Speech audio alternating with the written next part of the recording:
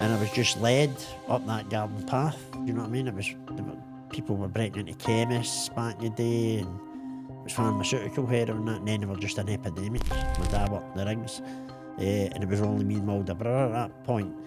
And I was just caught up in the Gorbals area. I didn't go to school, I didn't get educated, I didn't have any qualifications, and there wasn't a lot of support or help. And when you're living in that environment, it's back to that peer orientation again. It's like you become what you're taught, and survival needs to be survival. And you said it, you become what you're educated to read. Because I used to do all that stuff that you just said. Read all the books, John Gotti, numerous names we were talking about downstairs. I'm caught up in that, so you're conditioned.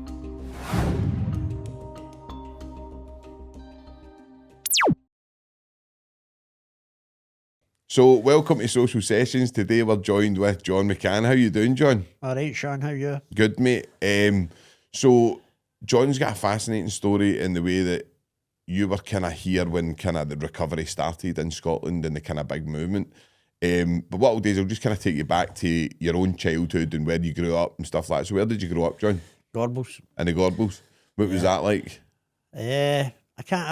I don't really recall much, to be fair. I went to school like a normal kid. My ma and dad worked. My dad worked in oil rigs, and my ma worked in a milk factory as, I can't mind a remit. Aye. And because my dad worked away in oil rigs, we were kind of left to our own devices. Yeah. I've got two brothers as well, one older, one younger. But that was later on. Ronnie came quite after I was up and running. No, my history and growing up in the Gorbals, I was brought up with good morals, good values, told to go to school, educate myself, work for a living. None of that I listened to right enough. Sometimes the environment just steals you, doesn't it? So what was it? What was it like? Obviously, because I know the Gorbals, but there was a good sense of community, wasn't there? Yeah, like definitely. that's the thing that. Well, I'll let you do. What was the sense of community like in the Gorbals? The sense of community was always about the community. You always stood by each other. You always helped each other out. You could, back in the day when I grew up, you could leave your door open, stuff like that. You can't really do anything like that anymore. The community spirit. If you'd need food, in the house, the neighbours would help you out with that kind of stuff. Because your parents were working away. Because I was brought up in quite poverty circumstances. You know what I mean? Aye. I'm getting my age away here because of the toilet and a close and all that. And then when you got a new house with a toilet in it, you're seen as kind of upgraded a wee bit. Do you know what I mean? So my schooling was okay, and my childhood was okay. I wouldn't go as far as to say there were any trauma in the household and all that. My dad took a drink, my ma took a drink, but they weren't chaotic or anything like that. I was just kind of standard back then, wasn't it? Like the way that was. So. When did you start, like, was it high school and that you started kind of maybe getting into a wee bit of trouble and stuff like that? Was it round about high school? No, it was probably round about high school, probably a lot to do with my social environment. I was kind of led by my circumstances a lot of the time because I was left to my own devices and I was quite unruly. You know what I mean? I never really went to school for education. I was caught up in criminal activity at a very, very early age. And a lot of that had a major impact on me growing up. Took me further on into addiction, because when I started picking up substances, it was glue at the age of 11. Which is young, isn't it? I mean, it is, it's young. It's like, we have people on quite a lot, and you tend to find that a lot of the kind of guys, like for Yuri, that was very young age, do you know what I mean? Yeah. So what was it glue? Was glue the kind of thing that everybody kind of took? Was that the... Yeah. Aye. Yeah, back in the day, it was glue. But that progressed over the years, because I became addicted to heroin at the age of 15. As young as that, John, aye? Yeah, way back in the early 80s. Probably 79, 78. Wow. Started using other substances. And that just progressed. And that was probably due to a lot of my lifestyle, where I was brought up, my social environment, and poverty, just what I've spoke about, criminal activity. How did they get how did they get introduced to you, heroin? If you know what I mean, like how did it get kind of introduced to you? To me? Aye. Probably through peers that was a lot older than me. Aye.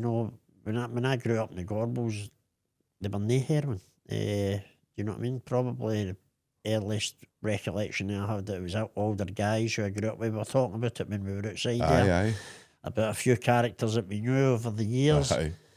And I was just led up that garden path. You know what I mean? People were breaking into chemists back in the day, and it was pharmaceutical heroin, and then they were just an epidemic of heroin in the early 80s. Yeah.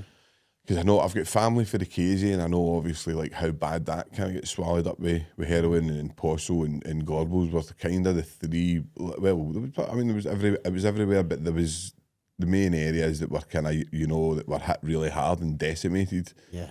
And the Gorbals was one of them. But was it just genuinely kind of just pure orientation that you think that took you into that kind of life? Probably. There was probably a bit of notoriety attraction as well, you know what I mean? Because I don't know if it was me chasing excitement, whatever, because even through my school years, I was put into remedial classes. I had a problem as a young boy. I don't know what that was. I can't identify the actual problem. You know what I mean? I wasn't interested in schooling. I wasn't interested in education. I was more interested in earning a quick buck, if I'm perfectly honest. Yeah. Do you think that, because it's obviously I've said this before, right? Like, if you're in the Gorbals, just say fucking 79, and you like ballet dancing, right? And you really are good at it, and you turn into the troops and go, listen, boys, I'm going to go and follow my fucking career on ballet dancing. You would get gummed, and you get slaughtered. But if the kind of people you're looking up to are the people that are selling drugs, that look the part. Yeah.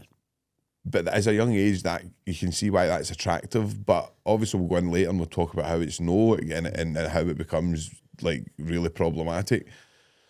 But so was the characters obviously Jimmy Boyle and that? Was he been round about you? Was he round about when you were there then? Aye. Yeah, well, he's older generation, obviously, but not much older. He was kind of friendly with my dad. Aye. And I was friendly with his son. Aye. James, that got murdered throughout the years. And it was just, it's hard to answer that, Sean, do you know what I mean? It's like, I just get caught up in that criminal activity. That's the reality. I never knew. I says to you down the stair when we were talking, I never knew where I was going to end up. I've kind of led a double life. Yeah. Do you know what I mean? I was 30 odd year in addiction, 30 odd year in that madness, 30 odd year of supplying drugs. And now I'm 17 year in recovery and doing the polar opposite to what I would have said was glamorous, which is really unglamorous. Yeah. Now that I've come at the other end of it.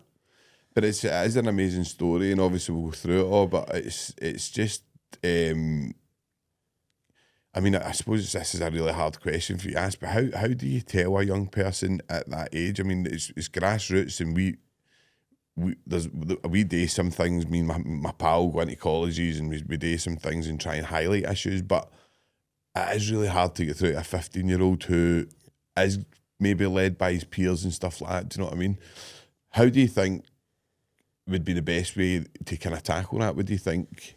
Well, education, innit? But I was educated as well. I know. You know what I mean? You said it yourself there, Sean, you could talk to people at 16, 17, you've got your violence reduction team, you've got other people at myself in recovery, you've got people sharing experiences in prisons, you've got experience like yourself, sharing to other youths and all that, and people don't want to listen because they don't think it will happen to them. Same as I didn't think it would happen to me. Now, if somebody sat me down and says, look, this is going to be your journey, and this is the way your life's going to end up, I don't mean today, I mean then, I probably wouldn't have listened anyway. Do you know what I mean? You can only try and intervene and do your best to educate people, and that's quite hypocritical coming to me because I did have a lot of education, and what drugs did to you, criminal activity attached to it, the consequences attached to it, and just didn't listen. I had to learn through my own experience. And I think we spoke about that a wee bit down the stairs, obviously, we were kind of chatting, and awareness is a big thing, isn't it? Like, being aware of what you're involved in and where you're going and stuff like that. And a lot of people, unfortunately, in prison don't have that awareness. Yeah. And a lot of people caught in that world don't have it because I think you'll probably be a kind of fan of the similar kind of, the kind of thought, the kind of thought, I don't know, the kind of school of thought that you're kind of, as a young age, you're attracted, you get attracted by your, like James calls it, I think James Dockett calls it peer orientation. Yeah. And if you're learning, I suppose it's hard to say it in layman's terms, but if you're learning, I suppose, off of like other young, immature people, Yeah. that this is the way to go, and you've maybe no go, like your dad's away in the rigs and and you're in a chaotic environment, you start learning off of the wrong people, do you know what I mean? And you look up to the wrong people. And I think you're right. I think you're exactly right. You know, a lot of that is peer orientated, and it's like, you know, I'm a great believer now that I'm in long-term recovery, and I'm a great advocate of this. You become what you're taught. Yeah. So I was only taught that stuff. You know, my ma worked away, my dad worked in the rigs. My ma worked, my dad worked in the rigs. And it was only me and my older brother at that point. And I was just caught up in the Gorbals area. No. You know, I didn't go to school, I didn't get educated, I didn't have any qualifications, and I was just caught up in that environment of criminal activity. That's the reality of it. So it's all I knew. I didn't know they were a way out. I didn't know how it was going to end up. I just didn't know. And I was attracted to a lot of it, if I'm perfectly honest. You know what I mean? I think, but it's from that age, it is attracted, and people sometimes when you speak about gang fighting and all that when you're younger and stuff like that, and some people don't get there's a buzz associated with it, and I've often said there should be like see the way you've got like Cocaine Anonymous and Alcohol Anonymous. I think there should be something, I've spoke to like people before about it, like a Violence Anonymous or a Chaotic Anonymous, where you can go and join a group of people that get your chaotic mindset, that get why you're attracted to chaos.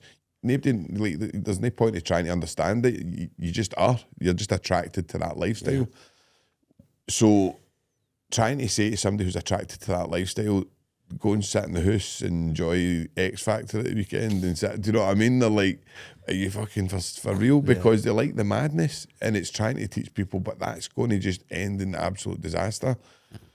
And it's really hard to lift that awareness, do you know what I mean? But I mean, how did you find that you and the people that you know that have kind of succeeded, how did you lift that awareness? I never got the awareness until I got into recovery. And I says to you down the stair, I never intended to become what I've became today. I never intended to be absent, because my recovery is absence based. I know everybody's recovery is a different journey, and it's personal to themselves. And I probably get into recovery through default, if I'm perfectly honest. And I think for me personally, you need to get to your own pain. Nobody can get you there. You need to become that broken, that desperate, that lifestyle. And I says to you, Sean, down there, I says, no, because colleagues and all that ask me, John, what was the turning point? Yeah. I've not got that answer. I know. I haven't. I've not got the answer. I get the last rites for the second time through alcohol. My liver failed. My mum had died. My dad had died. By this point, I've got a younger brother who's caught up in active addiction, and I don't mind me talking about it, because he spoke about it previously with me. And my other brother was out there performing. Fortunately for me, I get the opportunity long-term treatment, which was in People's. It was a hospital, Castle Craig. Well, it was classified as a hospital, it was a rehabilitation centre. And it wasn't until I went in there that I got the awareness around my stuff. And probably the post I'm in now came about as a result of me trying to amend that stuff. Unintentionally amend, you know, because I'd done loads of damage to myself, to my community, to people that I'm not particularly proud of, because I'm out of that lifestyle now, which is really quite mental. No, fair. And I get it. It's because it's obviously, because I'll take you back to obviously. So were you in? Did you go into the care system? Yeah.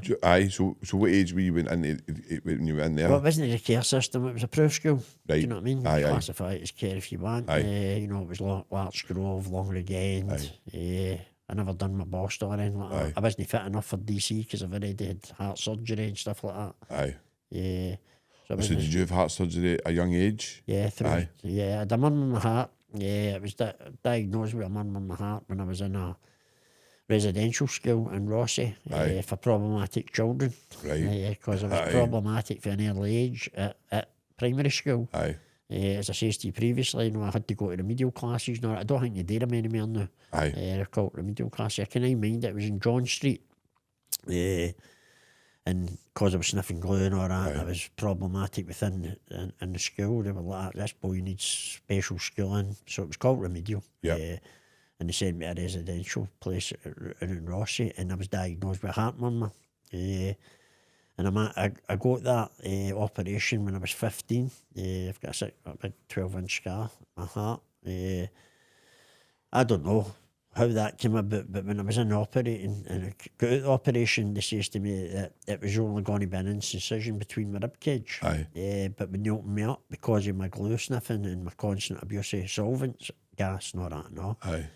they had to kind of open me up and break my Right, ribcage fuck's to sake. clear all my organs out. Aye. Yeah, because this is their claim, I'm not a doctor. Aye. Says that the fumes had went around all my organs. Aye. So it was meant to just be an incision there. Aye. But it's ended up a scar right down to there because I had Fuck's to sake. break my Aye, ribcage aye. and clear my organs out before they operated.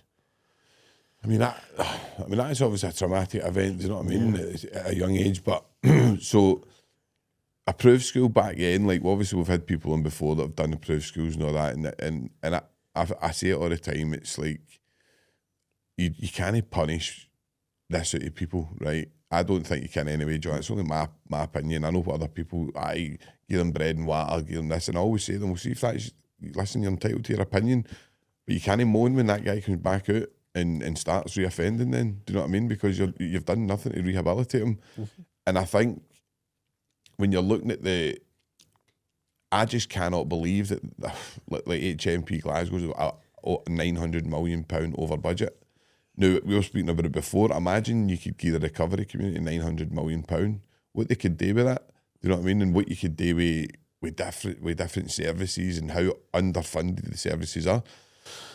And that's across the board. Listen, with everything, like the whole system's underfunded at the moment. The money's just no there. The living crisis is up. We all know that. But I suppose you've got to kind of ask society, what would you rather have? Would you rather have a boy coming out with mental health problems and addiction problems, and because they're going 99% of the jail population are going to get back out and they're going to come into your community.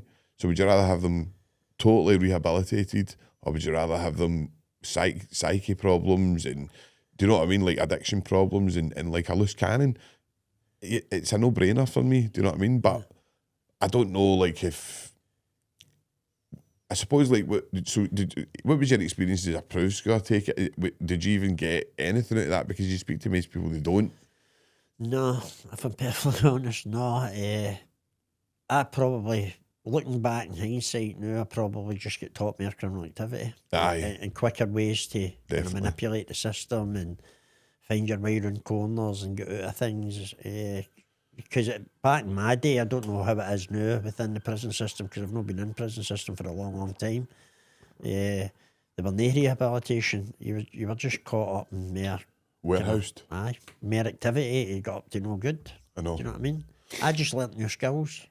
And this is what the problem is and don't get me wrong, I think the government, and I don't like Lord Turnbull, right? I don't like any of them, right? But to be honest, but I think that his guidelines are great. That don't send them to prison, last resort at 25. I think that was a really wise decision to make. Do you know what I mean? Because as what you say, it's like you go in there. Some boys at 16, probably you were probably one of them, 16-year-old, and the criminal stuff that they know and the way they know how to play the system's unbelievable for a 16-year-old boy. Do you know what I mean?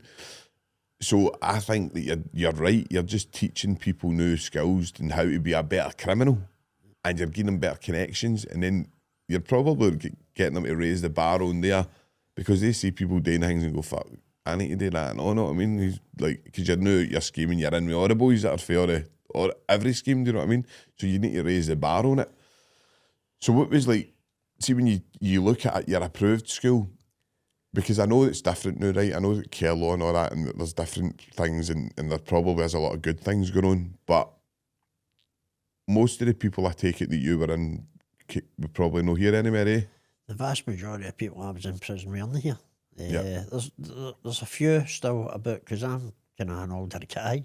And I find myself quite fortunate, Sean, to be sitting here talking about this. I know. You know what I mean? I was at a pal's funeral yesterday who was caught up in that system with me, and loads of my pals haven't made it. Do you know what I mean? They just haven't made it out. And you're right, talking about like the approved skills and all that. I was only taught mere criminal activity. And I'm not saying that was the system that failed me. Probably I failed me, you know. No, you've got to take responsibility, but... And there wasn't a lot of support or help. And when you're living in that environment, it's back to that peer orientation again. It's like you become what you're taught, and survival needs to be survival. Because it's back to what you said earlier in the podcast.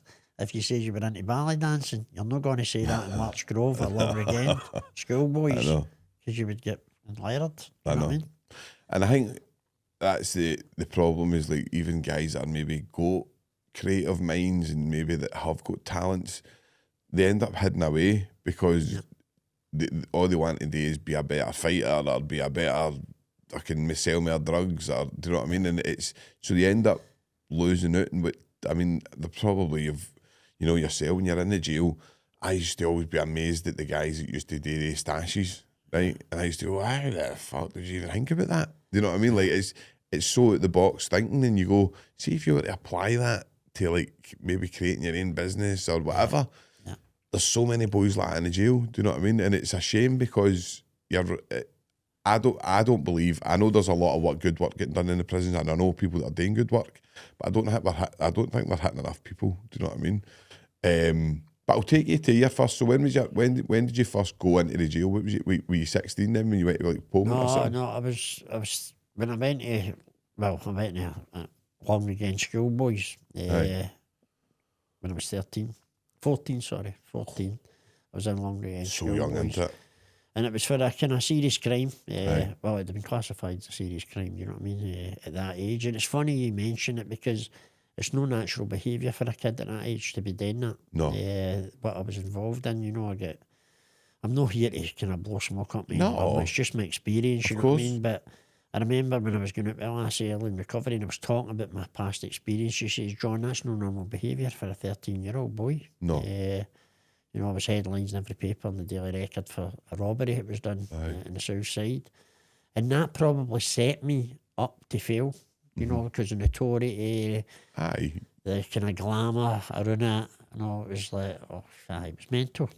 It's that old cliche, isn't it? You've got the two wolves, you've got the good wolf and the bad wolf. If you feed the bad wolf, it'll grow, do you know what I mean? Yeah. And I think when you do all this kind of stuff and you're involved and then you start meeting people that are maybe like-minded to you and that are maybe up for doing more serious crime at a young age, then that's who you'll gravitate towards. Do you know what I mean? So you're gravitating towards people, and I don't think people realise that's the way the prison system works. Is like you gravitate towards the people who are more like you. Do you know what I mean? I think that when you look at, particularly for me within the prison system, I mean, you've got to look at the population. You've got to look at resources. You've got to look at what we can do and what we can't do. And resources are limited. Totally. You know, and there's nobody saying that there's no work done, because I do work with prisons myself, and I have done in the past when my job I'm in, and there's loads of good work get done, but the resources are limited to what you can do for the general population. You're talking about overcrowding. You're talking about releasing people earlier now because of overcrowding. So how much rehabilitation and education can you really do? I know. And a lot of boys don't want it. No, of course. But what I would do, this is what, I mean, obviously we can all say what we do, right, and we've all got our ideas, but what I would do is, like, I mean, they make it mandatory you go to sheds, right? If you don't go to sheds, you get put in report. Why not do a class like, I don't know, yoga, make mandatory, like, classes where, I don't know, do you know what I mean? Like, it's going to personal growth classes and all that, maybe awareness classes and stuff like that. And you'll get people that will twig. I mean, you know yourself, you go down to sheds, and half the time you go down, you're in there for 5 minutes and somebody gets fucking done, and then you're back up the road. That was what the sheds was. Do you know what I mean? It's fucking mental. And people, you're not doing anything productive. Do you know what I mean? So it's like looking at how, and I know, listen, I'm quite harsh on the prisons, but the resources are under there, and I think if you were to say to the general public they know, where do you want this money to go? like, do you want it to go into the prison system or do you want it to go into helping like the kids in the school and that? Of course you're going to pick kids in the school, do you know what I mean? And quite rightly so. But then that does leave that void where the prison system don't get the money that's needed. Yeah. And then when somebody comes out and reoffends, it's their fault. And there's so much involved in this stuff. Like, it's so complex. It's like you say, where do you start? Do you know what I mean? And but what I would do, right, and I don't understand, is I'd go, what prison systems work? And then you go and look at Scandinavia and you go, right, that system works, that one works. What are they doing in there that's different from what we're doing? But we don't. Do you know what I mean? And I really hope that I'm proved wrong, but I think HMP Glasgow is going to just be another big warehouse. Do you know what I mean? With a couple of fancy wee trinkets round about it, but I think it's going to just be another big kind of warehouse in prison. Do you know what I mean? And I like Mick Stoney, and I hope he has got his touch on it. But then again, I was saying this to somebody the other day. How's it fair if you go to they go to that big fancy jail and you get all the rehabilitation, and then you're stuck in Low Moss or Adderall that's no got that? Do you know what I mean? So you need that across the board. Do you know what I mean? You need that kind of functioning system. I know, but I think that's a bit of fantasy, innit? That's not going to happen. Probably. With resources and capacity and finance and... Probably. You know what I mean? You said it just earlier, what you were saying, Sean. I mean, the financial climate and the things that needs to change, we're not going to change them. No. And the system's not going to change to suit us. There have been a lot... You're particularly talking about prisons. There have been a lot of work done in prisons over the years, but it's limited in capacity to what you can do. And resource. I know. And resource. Oh no, compared to like when you guys were in, do you know what I mean? And obviously we were talking about some of the characters when you, like, compared to you, I mean, you were basically flung in it. It was a war zone, do you know what I mean? And there was nothing, do you know what I mean, bar fighting and gang fighting and all that kind of stuff. So the prisons have changed. They have put a lot in, but I think the drug trends changed so fast in the jail, didn't they? Yeah. And try to keep up with them. And I mean, listen, I don't envy the job, do you know what I mean? But I think that when you're trying to use a punitive system still to this day, try to punish crime and punish trauma out of people, it's not going to work. Do you know what I mean? It doesn't work. You're just going to make people worse. But anyway, so I'll take you back to your kind of experiences. What was the prison system like when you went in there? Was it just like basic, bland kind of... Well, when I was going through the prison system, man, obviously it's an early age, right through to I was 40, 44 when I got into recovery. And there were wee changes over the years, my later years in prison, because there were rehabilitation, there were addiction services. When I first went into prison, there were none of that. You got a blanket, a bottle of water, there were no methadone, there were no detoxes, there were nothing like that. You were just threw into a shed, as you says, and plotted and planned how you were going to get your next charging. I know. That's the reality. I know. But it has changed over the years. I don't know what it like it is now because I don't do much stuff with the prisons, obviously. Aye, I know it's hard, but what was you see like, and even back then, because I done 15 years in prison, right, and not once did them they come. I mean this, not once did them they ever come and say, "You all right, Sean?" A few people for education and maybe different, but not none of the officers. And I'm not saying that's their job. Their job isn't to do that, but not once did they come. And I did go through stages of depression and all in there. I know I did. Like, I was depressed, and there was times where it would have been very evident that I wasn't doing well. Did you have that as well? Like, were just like nothing where... Probably, but probably I avoided that attention as well because I was always flying under the radar to do what I was doing and probably didn't want. No. If I'm perfectly honest. No, you didn't. I know what you mean. I know. No, I need to take a lot of responsibility for my actions while I was in prison as well because, as I say, as the years went on, there were kind of pieces of work getting done within prison, in all regards, like different halls, drug-free zones, stuff like that. And I never ever went to them. You know what I mean? Not that I was offered that many opportunities, right enough, but if they'd came and offered me, I did do a couple of, in the latter end, like drug rehabilitation, like Latham Hall and stuff like that.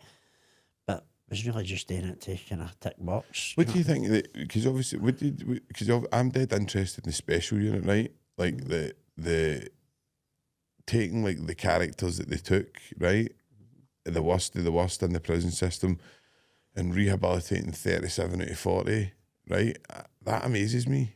Like, so it can be done, but that, I mean, there was a lot of money flung at that. Do you know what I mean? That's the thing, and a lot of resources and really talented doctors, I think. Yeah. But it can be done. Do you know what I mean? But what's your views on that? Because I know you probably knew a few of the boys that were in that. Yeah, it's mad you're saying that because you're kind of putting me in a spot. I used to go up and visit a pal in it. Aye. When he had and help build the Ducat in it. Aye. I'm not mentioning the person's name, but again, that was limited in resources and there were a lot of money put into it and a lot of skilled talent in I it know. within, and it was limited in numbers. Again, that got shut down, didn't it? I know. As a result of that. So, aye, it can be done, but where's the money coming to do it? No, this is the thing. I know it comes back to money, and it's there is plenty of money in the world, but it's just in the wrong places, isn't it? And, Yeah, Elon Musk done. Oh, don't get me started. Don't get me started. But so right, so obviously you've got through your kind of life and your kind of criminal life and stuff like that, and so what was it like for you on the streets and that, John? Like, because obviously a lot of people glamorise crime, right? And I'm not saying there'll be elements when you've got money and you've maybe done a turn and you've done, but what's the reality of it for yourself? What was the reality of it? The reality of it for myself, probably at the start, because I'm certainly no one for glamorising my past, and I'm certainly no one for glamorising who's who, and getting up to all the stuff that we used to get up to, because there's nothing glamorous about it.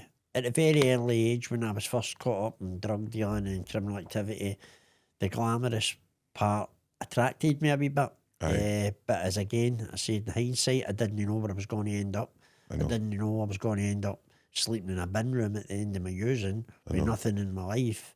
Because I did earn money and I did get up to lots of stuff, but there was nothing glamorous about it. No, it was jails, institutions, hospitals, violence done to you, violence given. I was just mayhem, man. I know. Mayhem. And it's when we spoke about some of the characters we knew, and a lot of them have passed away, and they're not old. No. Do you know what I mean? So it does catch up on you. It's like you try and say that to the young ones, and you say like all the names that you read about and all the books and all these people, and most of them are crying out for help. Do you know what I mean? When you actually scratch the surface with a lot of them, do you know what I mean? Yeah. Well, I know there's boys out there that are just destined for madness, but most of them really do want to change. And I remember Eddie Gorman telling me this, and he's right. Nobody leaves prison with the intentions of coming back. No. If you had lie detected every single person that was going out of prison, they would pass the lie detector and saying, I'm not coming back here, I'm going to change, because they genuinely mean it. But James Docherty also made a great point in saying, if you were going to rehouse a traumatised soldier, you wouldn't rehouse them in like the Gaza Strip or the Helmand Province. Do you know what I mean? Where they were traumatised in the first place. You would put them in a place where they're going to flourish and maybe have a chance. But we expect addicts to get better by putting them back into communities that are riddled with drugs, crime, and poverty. So, I mean, again, how do you change that? It's a massive question, but what would you do to kind of try and change that aspect, John? See, if I'm honest, I've not got answers. I've not got answers, and there's been a massive resource put into recovery over the years I've been in recovery. I'm one of them, to be fair. And I'm not saying there's no areas that need to better or whatever. But for me, I had to be educated. No, this is a social problem. It's not just an addiction problem. 100%. You know, it's where get people training, get them educated, get them up in the morning, get them out doing stuff. Because a lot of my stuff kept me in addiction was just based in my lifestyle. You know, homeless accommodation, stuff like that. It was a nightmare, man. I never knew a way out. I never knew some of the resources either that were available to me, to be fair. But a lot of that was down to me and Sean. You know, because over the years I've had many an opportunity, I know. No, definitely. Because when can you take yourself back and remember the first person you seen getting better? Like, and even thinking, no, that way when you're still mad waiting, still in the mat, but seeing maybe one of your pals going and doing it, can you remember it? Probably when I come out of Castle Craig. Aye. Because when you're caught up in that, you don't really see people in recovery. I know. You know what I mean? Well, I didn't anyway. I know. You know what I mean? I didn't. And I had been rehabilitation many a time, you know, various institutions, but I never ever seen anybody getting out it. Or anybody showing me how to get out it. Aye. Do you know what I mean? Until I got into recovery there. And I went to fellowship. You know, I was in homeless accommodation when I got into recovery with nothing in my life. Nothing. Aye. But I'd seen my brother. I'd seen other members of the fellowship before me who were doing certain stuff. Aye. And they kind of just showed me the way. I had to be took by the horn, I know. to be perfectly honest. Because I've got a whole host of living skills that keep me in addiction. I know. Do you know what I mean? I can survive out there. If I was to pick up the day, I have no doubt I would survive for a wee bit. I might die eventually, but I would survive. Aye. But I had to be taught a whole new life of living skills out there in recovery. And my recovery's absent. You know what I mean? And that had to be for me. Aye. Probably it was a guy who that I had previously known over the years and had sold drugs to in my past, was working in an institution I went into. And he sat me down and he spoke to me and he gave me his time and he gave me his empathy and his compassion and says to me, John, there's a way out. At that point, I didn't know there was a way out. And I was unsure if he was telling me the truth. And it was him that advised me to go to the treatment centre I went to. And I didn't want to go. I didn't want to go. But I'd nowhere else to go. I know. I'd no family, no nothing. I'd just after the last rites for the second time. My life was destitute. And he encouraged me. And if I'm honest, so did my care manager at that point. You know, he came to every review I had, came to see me in the place, made sure I was adhering to whatever programme it was. And I shared this in Govan Radio not long ago there. There wasn't much in the place. And I says to you earlier in the podcast, I think you need to get to your own pain. No, I agree with you so much. I mean, I'm not a big fan of Gabor Mate. I don't know how, but I love Gabor Mate, and he always talks about, he does, when he asks the question, he doesn't ask why the addiction, he asks why the pain. What is the pain that's causing the addiction? So I think you're right. But I think trying to get people to, Scotland's a weird place. See, trying to get people to get vulnerable and trying to open up. Do you know what I mean? It's like people, I just want to be this hard man and this hard man image, and do you know what I mean? And I get it, because it's like, you've probably survived and it's maybe got you where you are and allowed you to be the person you, but to actually battle your demons, because I spoke to you before, I've got a massive void. I've no healed, John. I don't claim to be like, do you know what I mean? I can still go to a wedding and have a pint and stuff like that. So I wouldn't patronise somebody to say that I'm in recovery. Do you know what I mean? I'm certainly in recovery from street Valium and things that I was taking in prison. But and I'm a massive advocate because I see the change that people can have. Do you know what I mean? I see the change that recovery can give people. So I advocate for it massively. Do you know what I mean? And I think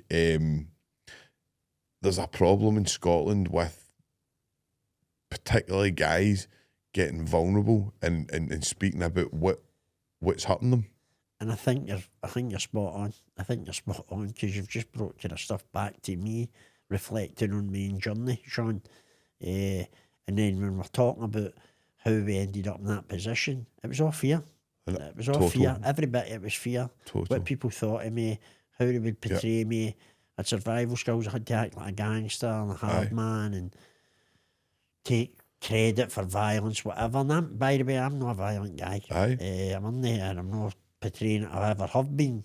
But part of survival, and you need to do what you need to do.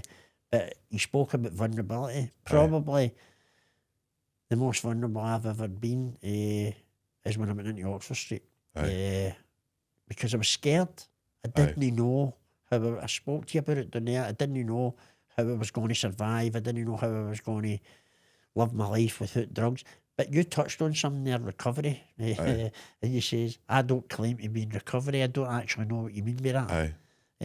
Because I've spoke about absence-based recovery, you know, part of the recovery journey is person-centred, as they say. Of course. A lot of that time I can get in conflict with all that as well.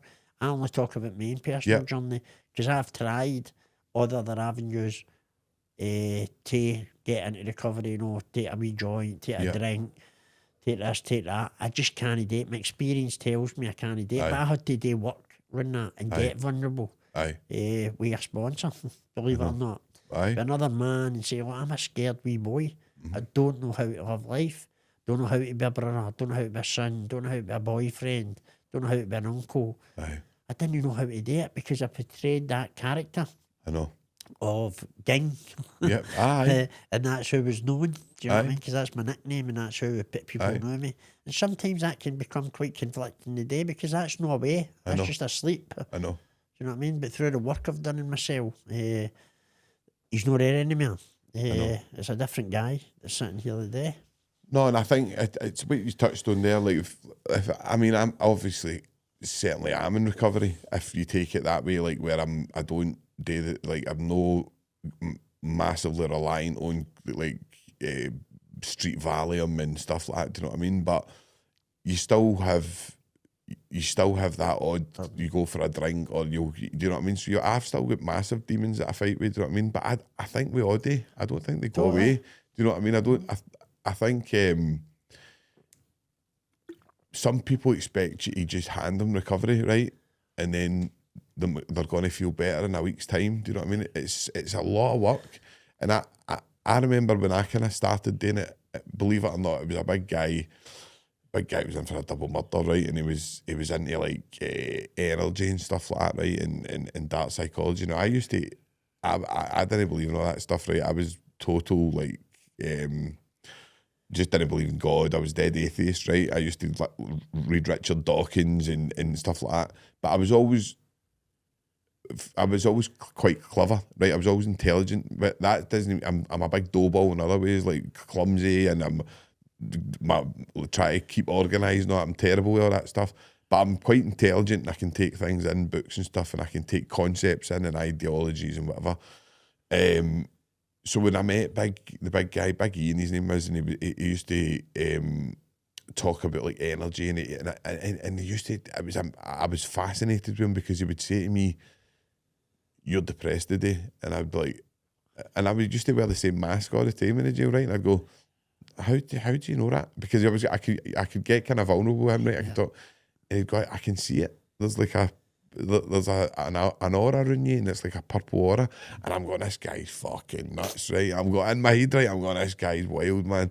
But then he would, if you were mad with it, right? He would come down and he would go, You're in a good mood because you've got like a kind of yellow glow around you and all that." And I was like, he's known this and he's right. No, I'm no. It might just be good at like recognising things. But that got me into reading personal growth books. So I ditched all your John Gotti books and all the mafia books and all that, and I started reading personal growth books, and it took me into like the stuff you need to work on yourself. And there's a lot of things where you maybe need to accept things that shouldn't be accepted. You need to forgive people that maybe don't deserve forgiveness. You need to look at yourself, as you say, and take responsibility for your own actions. But trying to give that, I always try and say, how do you give that awareness to somebody that's so... Because see when you go into victim mode, right, and that you're the victim, right, that's the worst place you can be in, right? But you don't recognise it because it's everybody else's fault. Yeah. I don't know if you've ever been in that kind of... Quite a lot. Aye. So what's your experiences with that kind of stuff? Like, what kind of personal growth? Because I know you've done a ton of work on yourself, but how did you get Ging away? Through time. You said that, Sean, it's like recovery's not about, it's not kind of, I used to say this quite regular, it's no fairy dust and it's no Amazon, it's not going to come through, posted through your door in an email. You need to get up off your bum and go and access it. I mean, throughout the years that I've been in recovery, there's loads of recovery opportunities out there now that weren't available when I first got into recovery. There's actually quite a lot, to be honest. Do you know what I mean? You know, we've got loads of third sector organisations, you've got loads of recovery communities, you've got loads of fellowship. And me working with it obviously becomes a problem as well, because it's like, how can I put it? It's like, you said that you need to do work. You need to do work. And I have people saying, I can't get this. And I'm like, it's nothing to get. There's things to do. Yeah. You need to do. Sometimes I don't like doing what I've got to do. Oh, of course. And I never, when I was in William Hunter House either. I know. You know what I mean? And I was volunteering in my community for 4 years, long before I even got employed. I know. You know what I mean? And you said it, read, you become what you're educated. Read, because I used to do all that stuff that you just said. Aye. Read all the books, John Gotti, Aye. numerous names we were talking about downstairs, and caught up in that. So you're conditioned. You're conditioned into that way of thinking. And if you're conditioned into that way of thinking, you're conditioned into that way of behaviour. Definitely. So I had to uncondition that thinking through a process of time. And that's through fellowship, a lot of it. And through a lot of my work as well at day, do you know what I mean? And action about it. Do you know what I mean? Because see, if it was recovery was, you could package it and all that, I'd have been punting it. I know. Can't do it. I know. Do you know what I mean? He's a killer recovery. Aye, had the bottled it up and sold no, it. you're right. I know. Did it to my own family members. I know. Do you know what I mean? No, you're right. And I think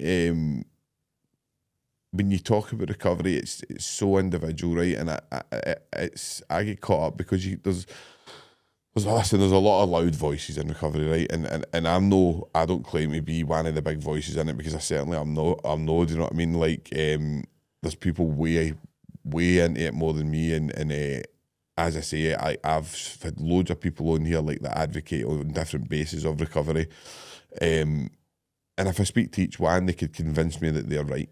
Do you know what I mean? Like, they're good at, they're articulate, and they could convince me that their model's the right way. So I always just go, look, it's individual. You need to find what works for you. Do you know what I mean? And if some people can go out there and take a line of Charlie at the weekend and go to work and it doesn't seem to be a problem. Do you know what I mean? And there's some people can go out, do whatever, smoke a wee joint at the weekend, whatever, chill, have a couple of beers, and it's no problematic. Yeah.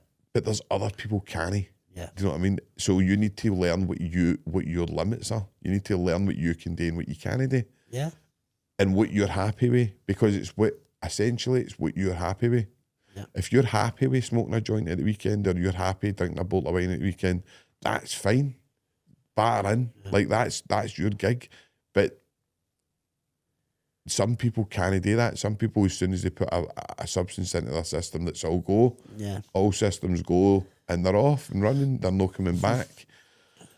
So I think when you're looking at the whole, because obviously you must have seen Glasgow at its worst with the heroin, right?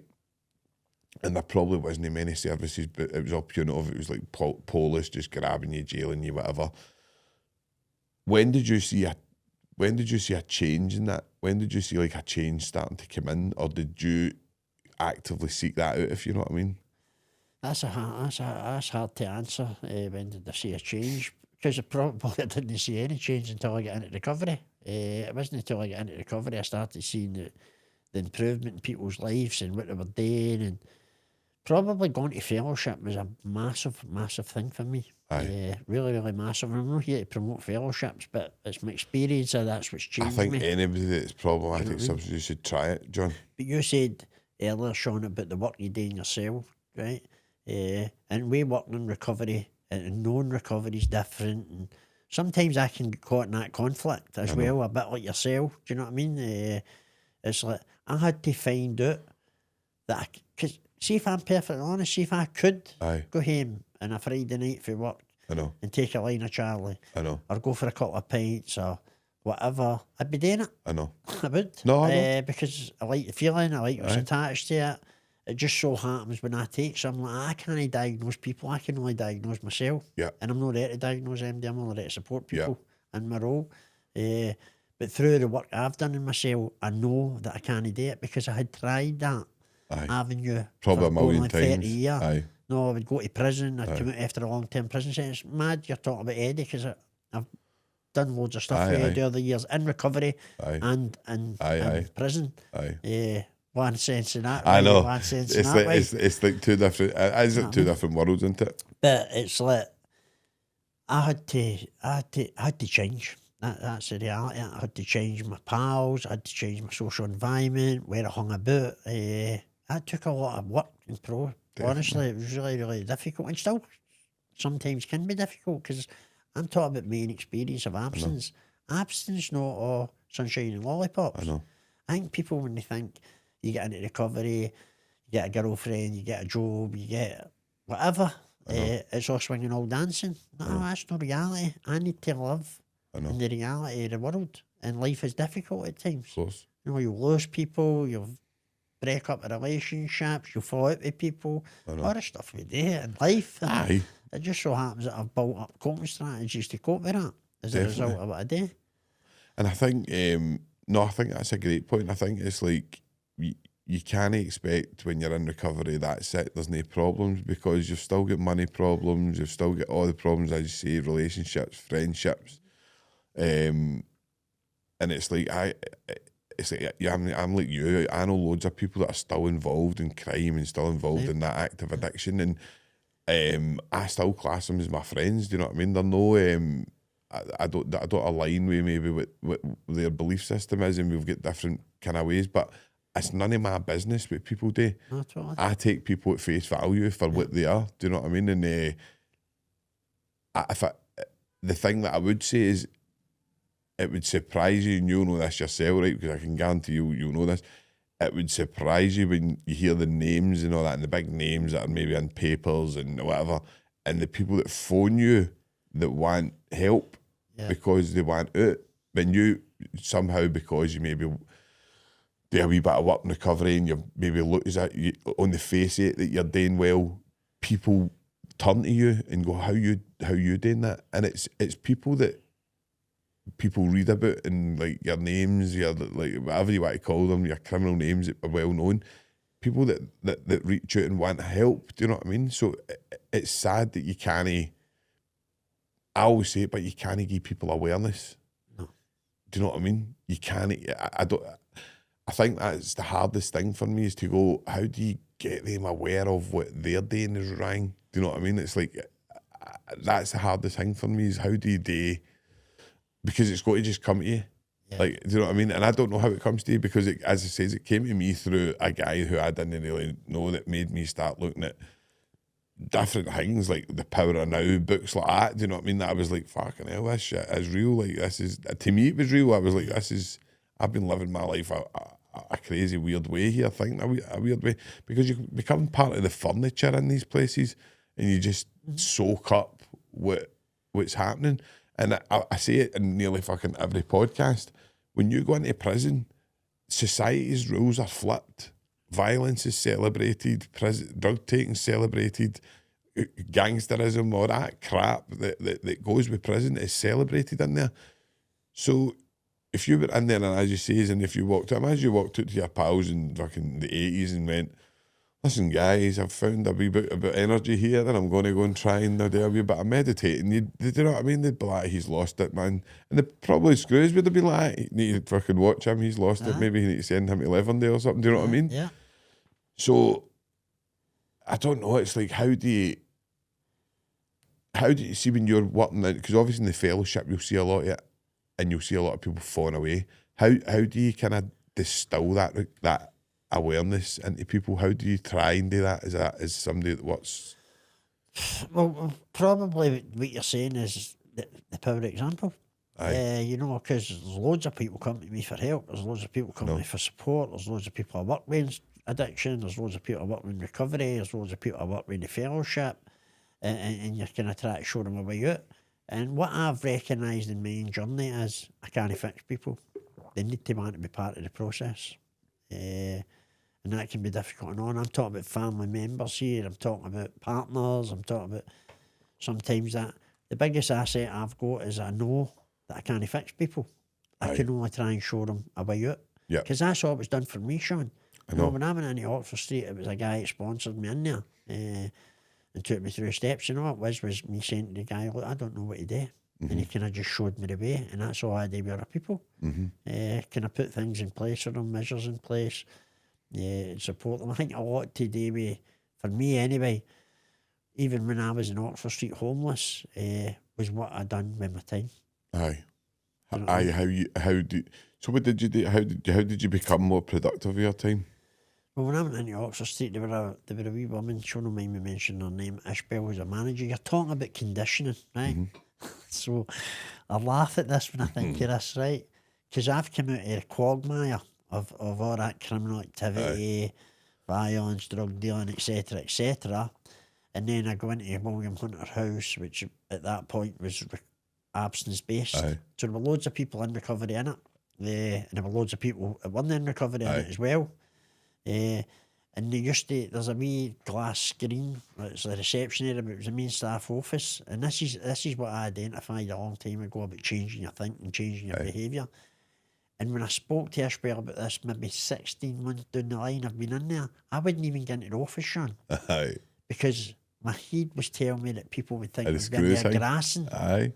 And I that's know, the way it was. I know. Because there were people using drugs in the building, there were people in recovery, and I was like, I'm not going into that office because they'll think I'm in there sticking them in. I know. That took me about a good 16 months to get out of that mindset. I know. Of what people thought about me and go in and eventually, you said it earlier, get vulnerable with that wee woman and say, look, I don't know what I'm doing and this is the way I feel, and I spoke to her a lot about my trauma and the stuff that I spoke previously in the podcast about the robberies and the stuff, the violence, and how I felt about my mum, my parents dying, the grief attached to it. And she was really, really pivotal in a lot of that because I trusted her.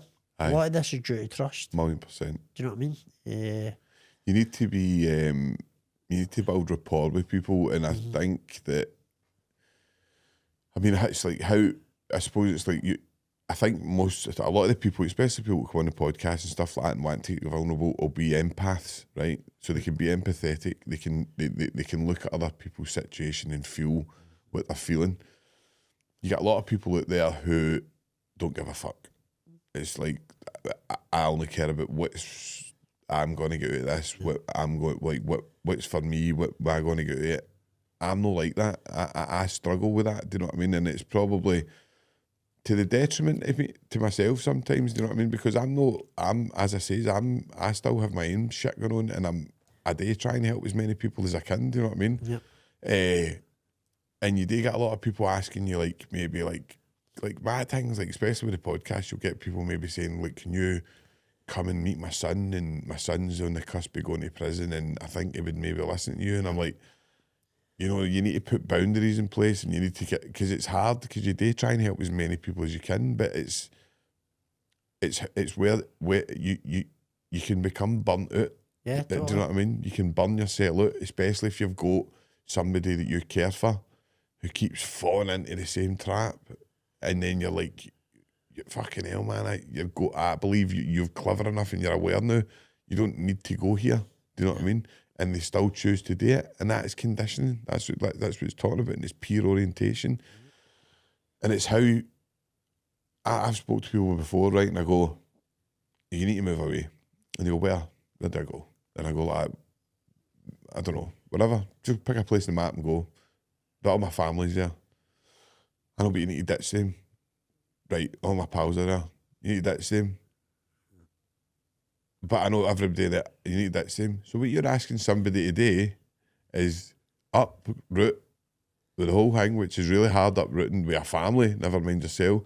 Go to a place they don't know anybody and don't talk to their family or friends. Yeah. It's a huge ask. Do you know what I mean? So it's about being empathetic to that story and understanding that person's struggling to do that.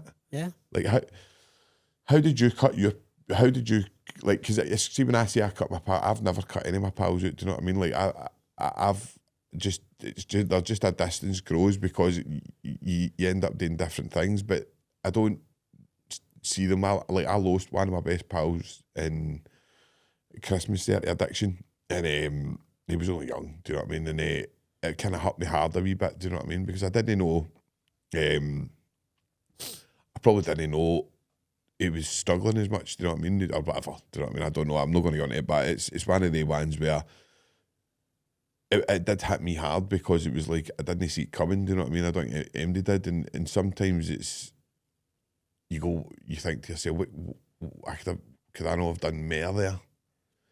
Do you know what I mean? But you can't, can you? It's like you need to look after yourself, Yeah. if that makes sense. Aye, but other years, geez, like you're saying, Sean, I've had loads of experiences of that as well. You know, losing people and family members and caught up in addiction. But through the work I've done in myself and the progress I've made in myself, I've got to a place of resilience and acceptance. Aye. You know, and you said something about burnt out. Lots of times I can get pulped in my workplace for going the extra mile because I sometimes working at night. I shouldn't be doing it. I'll go and help people because I've got that understanding. But what I've learnt over the years is I can only try and help. I can't make. I know. You know what I mean? I wish I could, but I can't.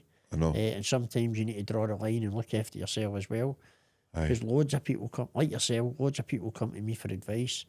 Parents, sons, or of their sons, of their daughters, John, can you give them a hand? You do this? Aye, I can, but I can't make them recover. I just can't do it. If I could, I'd be doing it.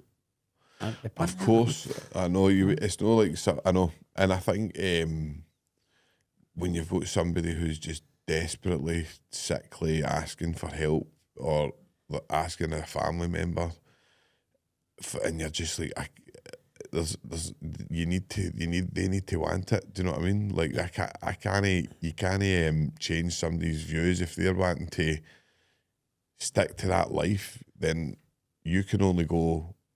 I hope one day they can maybe come here and they change, do you know what I mean? And they want a different life. Because you still see, if you're playing the numbers game, like I'm hitting 40 now, so you're going to start seeing a few of your pals dropping then, ain't you? Like your pals that are still in that kind of world that are taking drugs and stuff like that, do you know what I mean? Because certainly that's where the age seems to be when you start like in between that 40, 50. You lose a lot of people in that because that becomes the danger age, doesn't it? Yeah. But I suppose, where do you think? I know it's a hard question for you, John. Right? So, but where do you think we're going wrong on it? Where do you think the main gaps are? Because I'll tell you mine. Right? I think there's a huge gap between statutory services and third sector. I think there's when you've got somebody who you get clean for statutory and you send them to the third sector and they're maybe going to a community service, there's still no work on the trauma, there's still no work on that, there's no deep-rooted work that needs done. So you're glossing over that to me, right? And that's only my opinion. I'm only saying that, but what do you think, where do you think the gaps are? I don't know if it's so much gaps or it's so much the person. Aye. If I'm perfectly honest, because you're right in what you're saying. No, as I says earlier in this story, you know, I work for the NHS and I'm not here to give NHS viewpoints or opinions of the organisation. I'm talking about me in recovery, my own journey, and what I see work for me rather than what worked for an organisation. And lots of the time I had to recognise that the resources were put in place for me. Aye. But I never took any responsibility. I wanted these places to fix me. And I need to get up off my own bum and do a lot of work myself. Do you know what I mean? And it comes back again to finance, resource, where the resources are available. You're limited in what you can actually do for somebody, even although people are saying, because I work with loads of people in a personal circumstance in my life. Now, my family were still caught up into addiction and all that, and the resources are there, but they need to want to do it. You can't make people get into recovery. You just can't do it. If you could, we would all be doing it. I know. You know what I mean? Yeah. No, I think you're right. I think the split, right? So there seems to be a split between like harm reduction and rehabilitation, right? And I think we need to heal that. I think that needs to be healed. I don't know how to do it, right? But I think we need to come together and say, look, there's a place for both. Right, there's a place for both harm reduction and but the system needs to be a bit more balanced, right? That's only my opinion. Again, there'll be people that will go, no, you need this and you need that and whatever. My opinion is that you need a balanced system where you've got harm reduction and you've got equal kind of rehabilitation.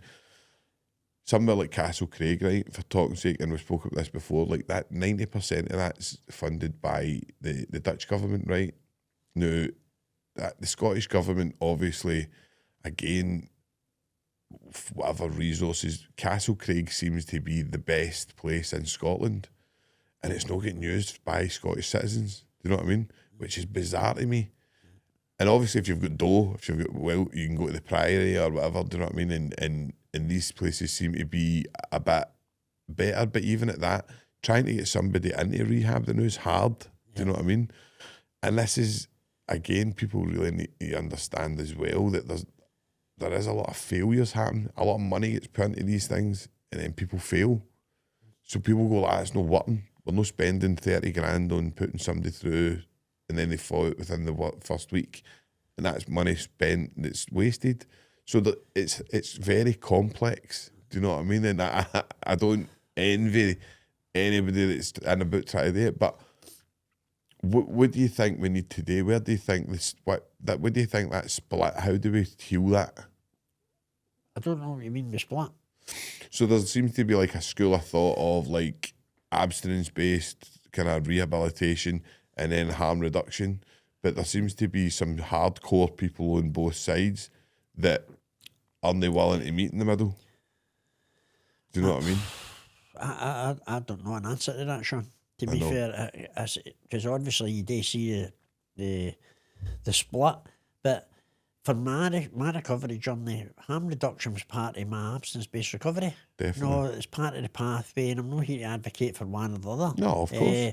But without the resources, how you got to do it? Because I don't think there's one glove fits all. No. You I just agree spoke about your own recovery, that you take a pint or whatever. Aye. So unless you define recovery, you're never going to split that divide, and that's never going to happen. Because recovery is a personal journey. I've got my own personal recovery. Yeah. What that is to me is abstinence-based recovery. Yeah. And I'll probably come up against some criticism that abstinence isn't for everybody. I know it's not for everybody, Yeah. but it's certainly for me. Yeah. Through my own experience Yeah. of doing that, and the cost effectiveness of that to saving government's fortunes. Of my recovery's probably saved fortunes. Do you know what I mean? And the people I support, because I support people in every models of recovery. I know. Do you know what I mean? There's volunteers work with us who's stable on a script. There's volunteers years absence. There's volunteers using. Yeah. We just relapse management and stuff like that. Yeah. So I cover it all. I only talk from my own experience of what absence has done for me. And I think there needs to be some... No, I don't get caught up in that territorial stuff. I don't do it, man. I know. Because you can even get it in society with fellowships and stuff like that as well. No, don't go to CA, don't go to AA, don't go... Better off than any. I'll take anybody anywhere you want to go, and an advocate for it all. Do you know I know, because I had I don't know if I had we D Maxwell on here the other week and Jamie White, who are both kind of faith based. Yeah. Do you know what I mean? And it was kind of Christian rehabs. I think they were in, and that worked for them. Yeah. Do you know what I mean? It doesn't work for everybody. Do you know what I mean? People and it's hard to, because a lot of people you'll get will come and say to you usually the first thing they'll say is, I want to just go back to taking a pint at the weekend, right? Some people you can work with to get them back to that. Totally. Do you know what I mean? Yeah. Some people, if you were to go at that stage, your only option is abstinence. They would be off. They wouldn't come back. Definitely. So you need to work with people where they want to go. Do you know what I mean? Because abstinence can be a very, very hard-hitting word to some people. Yeah. Especially if you as you say, you like the feeling of drinking drugs, then you're going to go, how's my life? Is my life going to even be like with that? Do you know what I mean? So it's a big question for that person in their head. Now, they might come to the conclusion later on down the line that I need to be abstinent-based. This isn't working for me. And they might need to fail 10 times before they come to that. But you need... I think I know, and you don't even need to talk about this, but I think if you see Hunter Street, to me, Hunter Street is go to a place, right? I don't think the way they're doing it's right. That's the only thing I think. I don't think that what they're doing is right. I think, to me, there should be a Hunter Street in rehabs where you go in and it's maybe stage 1. You should get offered this every time you go into Hunter Street. You should be offered a place in rehab where No, I know that's very, very, that's living in an ideal world where there's money to spend about, do you know what I mean? But when you go in, imagine you could go in and you were getting offered recovery, and then you go, one day you just went, you know what, fuck, I'm broke, I'm going to just try it. Then you go through that stage, you went to stage 2, maybe detox after whatever substance, you went to stage, do you know what I mean? There could be a place where it works. Do you know what I mean? I think the way it's doing it, I don't think, me personally, I don't think it's the right model. But again, that's only my opinion. But I think moving forward, I think going and building more Hunter Streets in every city, I think you need to watch with the money's spending. Do you know what I mean? But again, it's only there's so many different schools of thought, and listen, this is the hard thing about recovery. You've got some very good, clever people in it who you speak to, and they would convince you one day about one thing, and you go away going, do you know what? Hunter Street's fucking shite and it's pish. And then you speak to somebody else, and then they tell you a wee bit about it, and you go, well, do you know what? There is actually some good work getting done there. So it's hard to navigate the world into it. Like so moving on, like if we move on to the kind of, where do you see recovery going in the future? Where do you see, because this is only my opinion again, I see a lot of money going into harm reduction, but I don't really see as much going into rehabilitation. Where do you see it going? Do you see the kind of... It's like everything in it. I can't see going anywhere because I've not got the pull or the power to make the decisions or where money goes and where it doesn't go. This is a Scottish Government issue, innit? I know. It's like funding streams, where they go. Do they get into harm reduction? Do they get into recovery services? Do they get into third sector? Do they get into faith-based? There's a bigger picture. I know. That it's a way above my pay grade. Do you know what I mean? Mm-hmm. I only know what I can do within the recovery communities and who I support. And you said something vital there, you know, on part of the journey, that you said that everybody's different in absence. See, when I get into recovery, Sean, and it was mentioned to me, John, why don't you try absence recovery? I was terrified. I know. I thought my life was over. I did. I thought, you'll never be able to live your life, John. You'll never be able to get a girlfriend. You'll never be able to go to a dance. You'll never get into a pub. But through doing a piece of work myself, I can do all that anyway. And where I work within the recovery communities, we support all the models. Yeah. Because you're right in what you're saying, there is no silver bullet to this. I know. There is no silver bullet, and there's no right resource, there's no right rank to it. What I see in people is, when we do a person-centred approach, and I'm talking about the recovery communities in general here, because we've got volunteers at different stages, and we've got people that come in, it's open access, drop in, there's no barriers, we manage that process. People get to their own choice through that therapeutic work that you do. We're quite fortunate in the recovery communities because we have got quite some time to do that piece of work with individuals. No, it's just recovery drop in. You just come in, you can get into a recovery meeting, into a MAT meeting, get a bit of acid detox, get a massage, talk to our outreach, talk to me or talk to our colleagues, and we will give them the resources that you've just spoke about. This is available, whether it be Hunter Street, whether it be this, whether it be that, whether it be Second Chance Project, whatever resources available, and they come to their own choice, because people will fail. I failed for 30 years. 30 years I was bouncing in and out of services with all the different models that you've just spoke about. But I had to get to the place I tried and they failed me. I need to maybe try this. And when I tried, me personally, absence, it was terrifying to start with. Really, it was like, my life's over. As I continued with the process and continued with the work I had to do, like, I go through a 12-step programme, do you know what I mean? And I've been for CBT and all that stuff. I've done an awful lot of work myself, or I probably wouldn't have been able to maintain absence, if I'm perfectly honest. Do you know what I mean? No, but I don't think there's a silver bullet to any of it. I think it's a resource and capacity issue of what we've got availabilities at this current time, in this current climate, the way things are working. And I think, I mean, the government got a hard time about it, right? And I went to a thing not long ago, and it was about, it was like prisons. So it was prisons, they were looking at trying to change, because obviously the suicide rate and the like, obviously the prison deaths have went through the roof. And they were trying to ask, like, what can we do, right? And they said, how do we stop drugs coming in? I said, you don't. I mean, you don't like that. You need to get that out of your head that you won't get drugs. So they couldn't get. It was weird because they come from a different world, right? And this is what the unfortunate thing is, because when you're trying to get somebody, you're trying to explain to somebody a world that sounds absolutely, I don't even know what it must sound to them. Do you know what I mean? Because they're maybe from middle class or wealthy areas. Not all of them. Like you get your odd politician who's no, but when you're trying to say to them, you're not going to stop, they go, but why? We've got all these things in the jail. Like how do you get drugs in? And even when you tell them how you get drugs in, right, and you go a wee bit, and they go, wow, I didn't think of that. Like, and you're like, well, that's why there's scanners and stuff like that now. Do you know what I mean? Like they try everything, and I remember saying to them, and they were, I mean, what they said to us, and there was a few years with up big Kevin Neary and Coyne, and there was a few good boys. It was a really good day, and they said they'd learned more after us within the couple of years they did than the whole kind of committee thing. And that was Natalie that Natalie had certainly asked me, but it was Natalie that kind of had put that together, I think.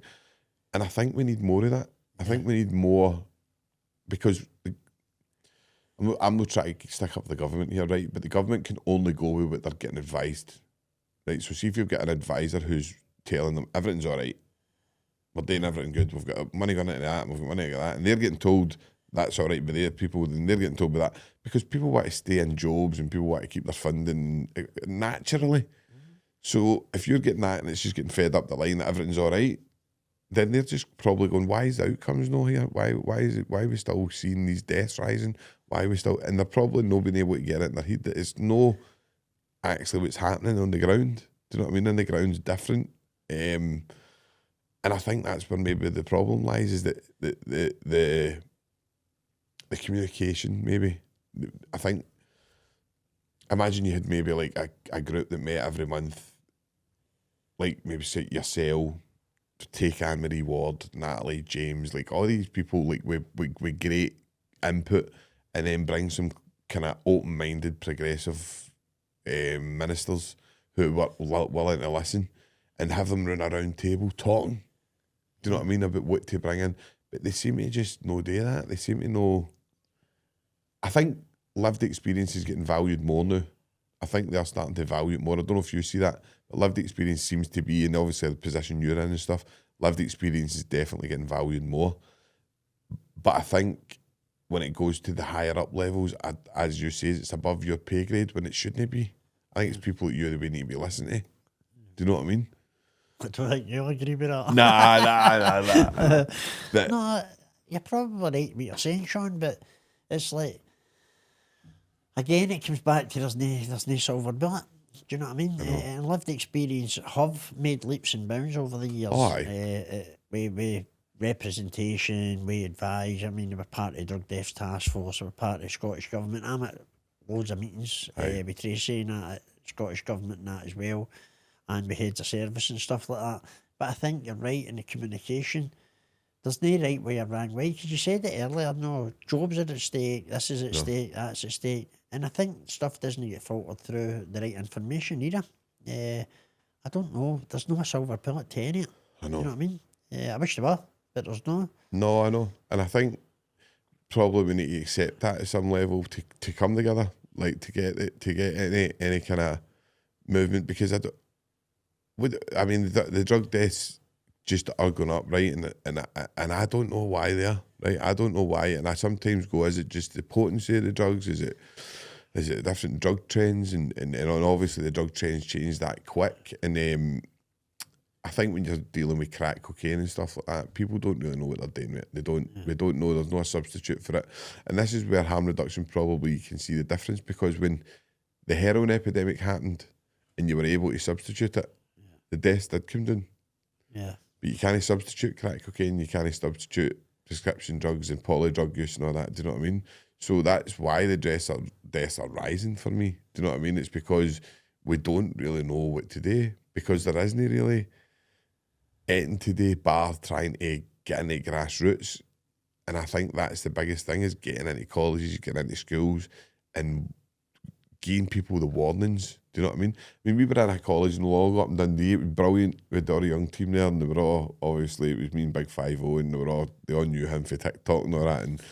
And but they were, you get a good laugh, and then at the end, they maybe didn't speak up right, but at the end they come up and ask you, like I've got my uncle and my brother. He takes drugs and takes Valium and stuff, and I'm worried about him, and then you can give that advice or whatever. Do you know what I mean? But these young people don't want to really maybe speak out. Do you know what I mean? Because they're maybe embarrassed or whatever the reasons may be. But it's just giving them that information. They're definitely, because every time we've went to a uni or a college, the feedback you get is tremendous. Do you know what I mean? Like, oh, but they really took it on board, and it's all they spoke about for the next day. And but that's getting in at grassroots and showing them, look, this is what can happen, and this is where drug taking. Because you know yourself, most of them are going to be out at the weekends trying experiment. They're at that age where you're experimenting with stuff. But it's dangerous experimenting with stuff now. And it was always dangerous, but it's very dangerous now because there's fentanyl and stuff, there's nitazines, and there's all these terrible drugs. So I suppose how would you say that we would get into grassroots?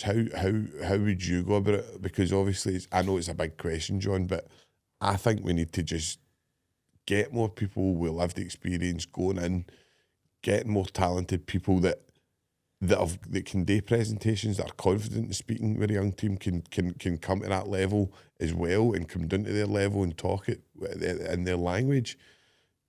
Because I don't know if you get this, but sometimes you'll go to like drug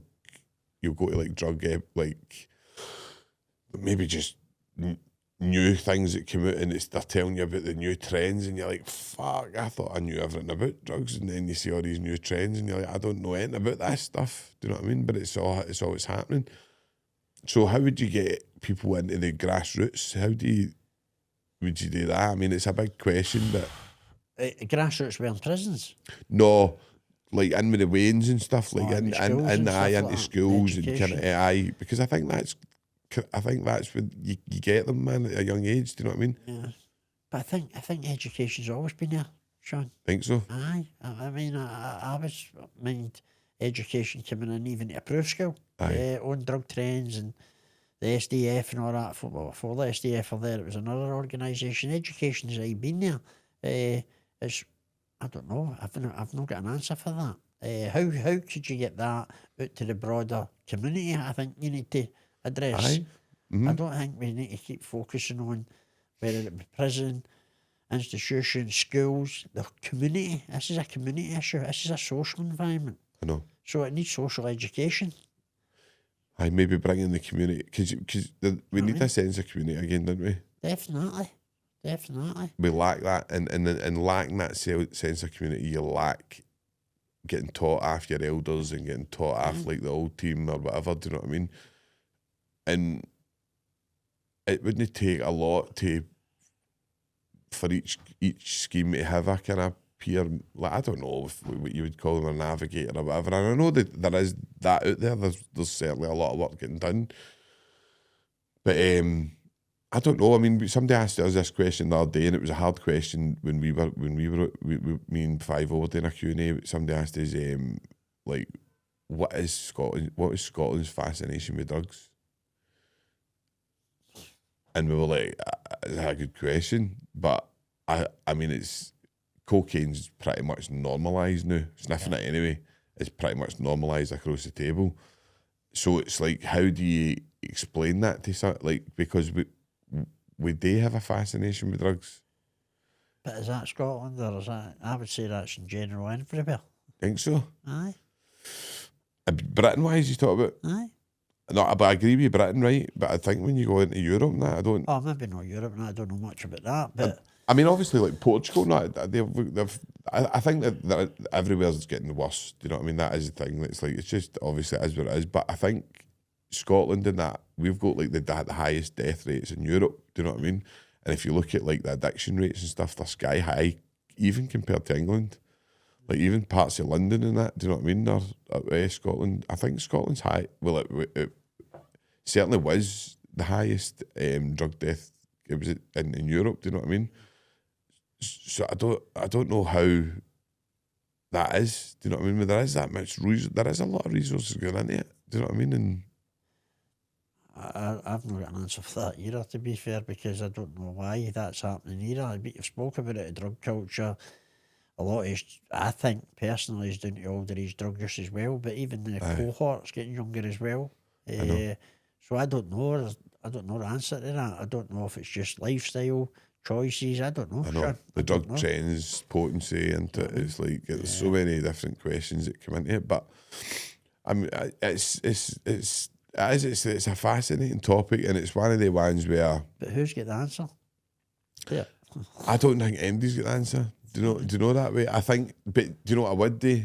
I think you need to look at the places that maybe seem to have a better grip on it. Do you know what I mean? And look at what they're doing. Do you know what I mean? Look at the stuff that's succeeding and nurture it. Do you know what I mean?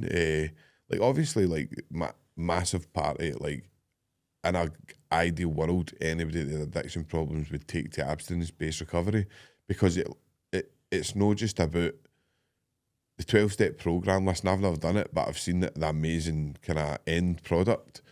It's not just about stopping taking drugs. It's a whole change of lifestyle. Yeah. It's a whole change on your it's like changing who you are as a person. Yeah. So it's a huge amount of work. I mean, I don't know, but I hear people saying that a lot of the time people fall off at stage 4 when it's like is that the introspective kind of work you do on yourself, do you know what I mean? And it's, again, what you go back to, people don't want to recognise that pain, do you know what I mean? Yeah. They don't want to talk about the pain, they don't want to, because it can be too much for some people. Yeah. Do you know what I mean?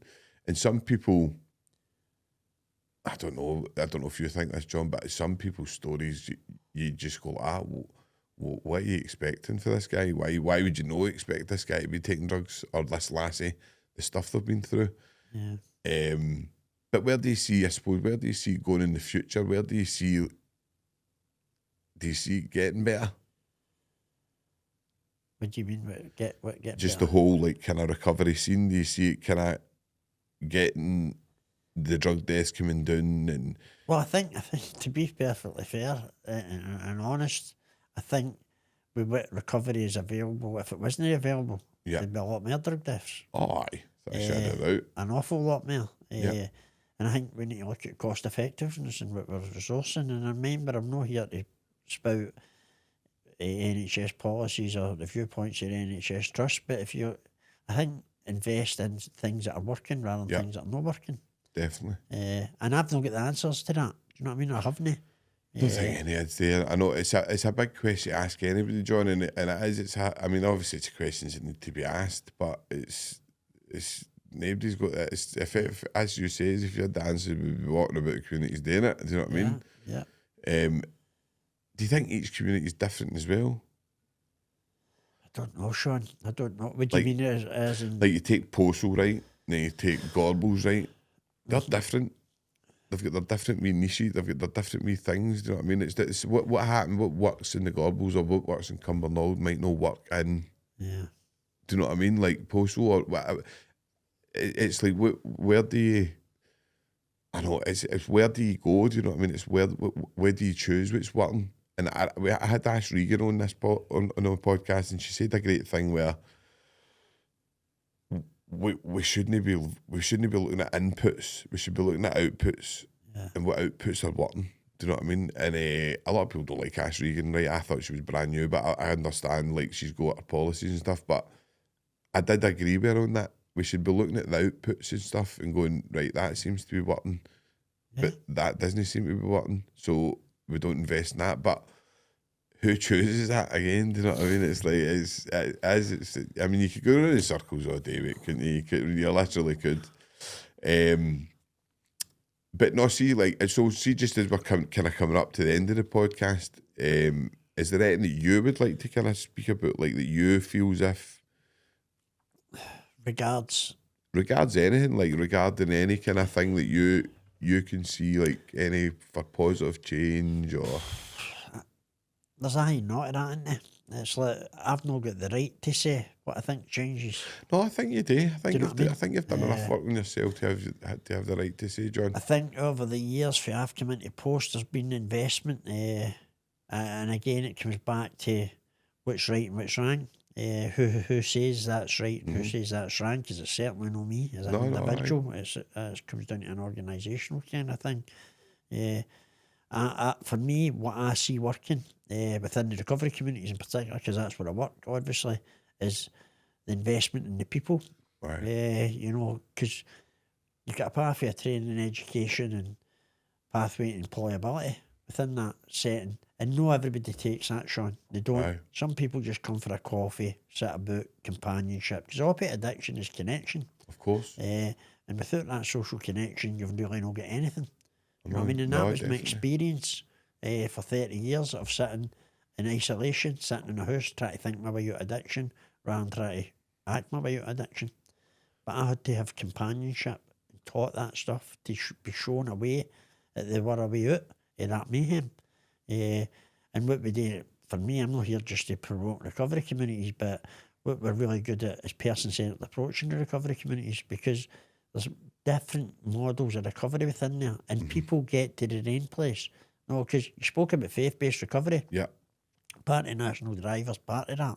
And we've got people going to like Hope for Glasgow, Aye. which is a faith-based recovery community. Because people that come into us might not want to sit in a group. They might not want to get into a MAP meeting. They might not want to go to fellowship. So see if they want to go there, we'll resource that and get them into it. Yeah. I think it's about options, to be fair. It's right for the individual. And let the individual choose that rather than the organisation choosing that. I agree with you. And I think people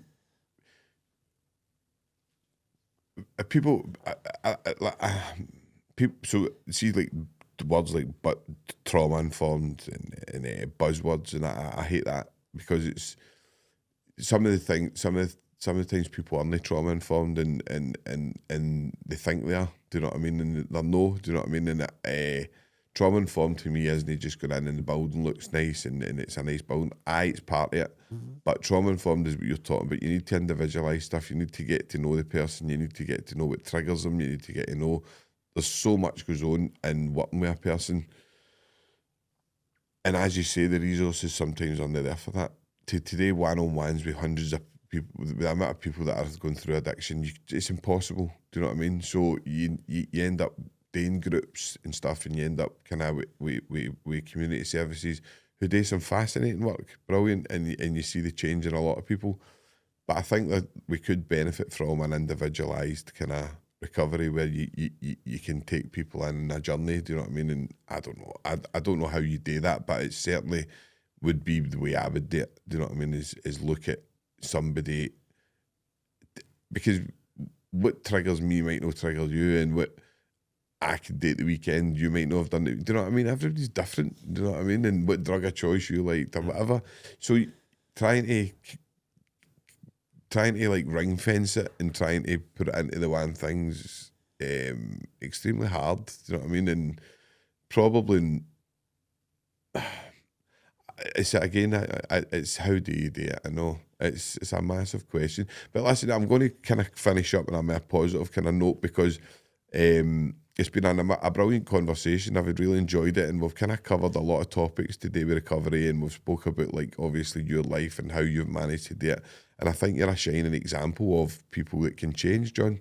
And I think people can look at this and see that. Do you know what I mean? So I think MD watching this can look and see that you were in that criminal world, you were in that kind of world, and you managed to change your life a bit, which is obviously like testament to you. But you were involved in like the recovery cafes and stuff like that, and these are quite successful. Do you know what I mean? And a lot of people don't maybe know about these things, but there is communities there where people can just drop in and start learning about addiction and learning about what works and what maybe works for them. Yeah.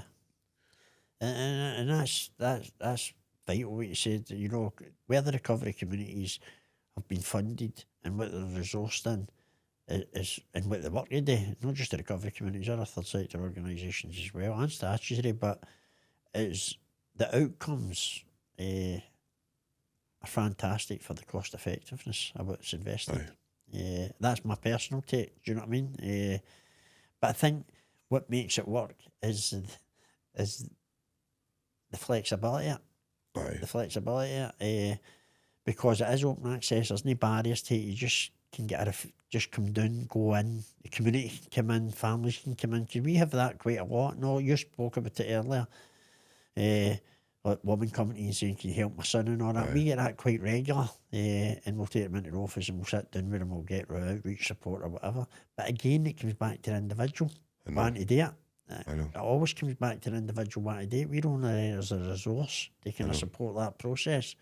And then moving on for that, you know, if you come about recovery communities, and I'm talking about all the recovery communities, I'm not talking about just the south here. I'm talking about Cisco, Blue Vale, whatever. All these resources are available, and there's different training opportunities and stuff like that for people.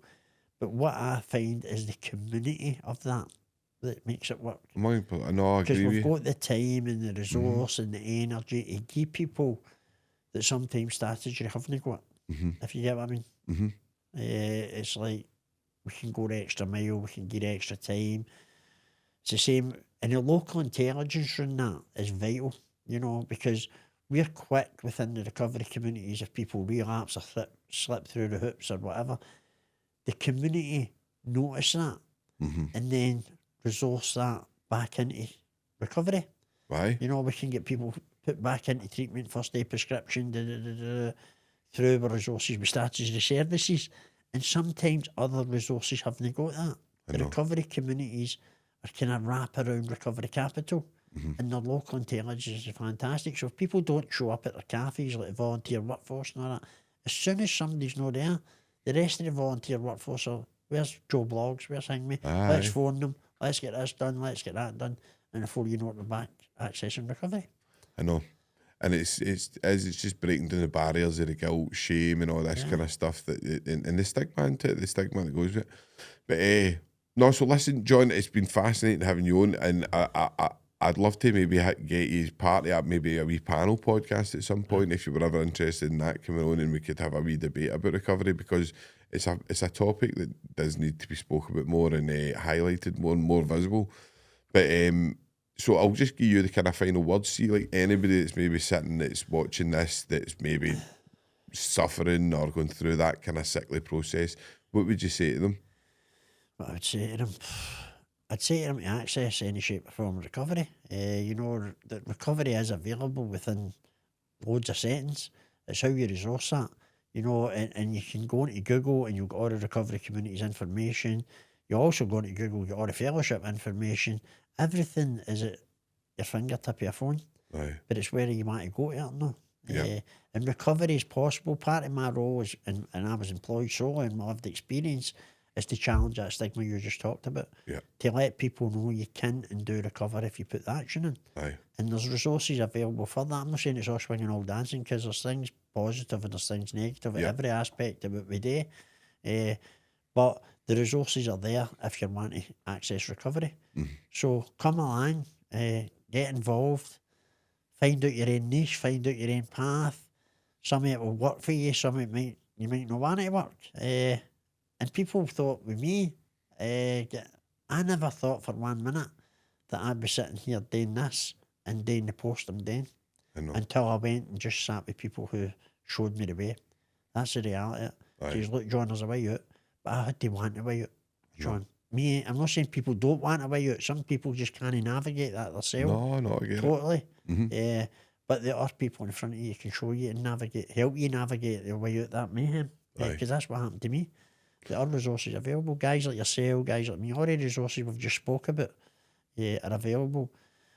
But sometimes you need to take a bit of responsibility for your own choices as well, and what you want to do with them. Because the consequences were far too much for me. I know. And I had to say, he's a haunted somebody, man. I know. No, listen, and it's just getting that you kind of get vulnerable, don't you? And just and be aware of what you're hanging. But listen, John, honestly, thank you very much for coming on. No, it's been brilliant having you on. Excellent. Thank you very much. Good getting to know you, man. Cheers, mate.